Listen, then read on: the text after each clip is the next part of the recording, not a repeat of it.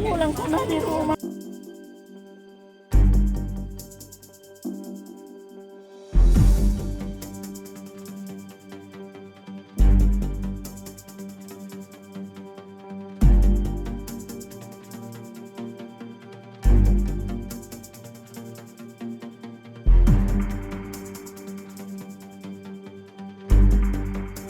Kasusnya dari mereka ditangkap berdasarkan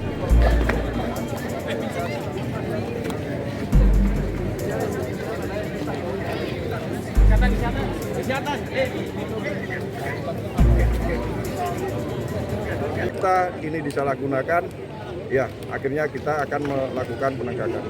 Bisa menimbulkan atau berpotensi berbuat kejahatan.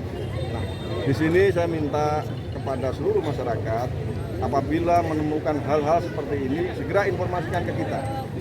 Segera informasikan ke kita supaya perbuatan jahat mereka bisa kita cegah sedini mungkin. Apakah di antara mereka termasuk yang anggota geng-geng motor begitu nggak yang biasa Ruslu Makassar? Anggota geng motor ini kan tidak tertulis ya, jadi kemungkinan besar juga pasti ada, kemungkinan besar. Nah, maka dari itu fungsi preventif atau pencegahan ini kita kedepankan. Kita perlu partisipasi informasi dari masyarakat. Hal-hal seperti ini sangat baik karena ini bisa kita bongkar berdasarkan informasi dari masyarakat.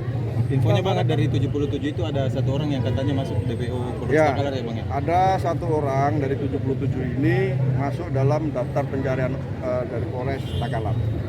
Ada lima orang juga perempuan Bang. Nah, 5 orang dari perempuan ini kan mungkin teman dari antara mereka ya diajak minum.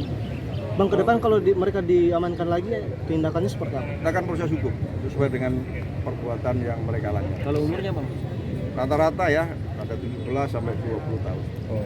Yang 77 ini minum satu tempat atau bukan? Ya, satu tempat tapi satu area bukan satu tempat karena ini bukan di rumah atau di mana, ini satu area di pasar baik-baik.